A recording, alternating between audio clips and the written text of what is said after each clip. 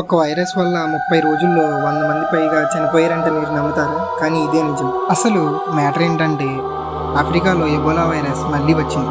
ఏంటి బ్రో మళ్ళీ వచ్చింది అంటున్నావు? ఇంతకు ముందు కూడా వచ్చిందా అనుకోకండి. ఈ వైరస్ 1976 నుండి 2026 వరకు 40 సార్లు వచ్చింది. అయితే ప్రస్తుతం తూర్పు కాంగో దేశంలో ఈ వైరస్ వ్యాపించి 100 మందిని బలి తీసుకుంది మరియు ఇంకా 550 పాజిటివ్ కేసులు నమోదయ్యాయి. మరి మీరు వ్యాక్సిన్ లేదా అనుకోవచ్చు. ఇక్కడే ఒక ట్విస్ట్ ఉంది. సాధారణ ఎబోలా వైరస్కు వ్యాక్సిన్స్ ఉన్నాయి, కానీ ఇప్పుడున్న వైరస్ ఎబోలాలో అత్యంత అరుదైన బుండి బూగ్యో అని ఒక రకం.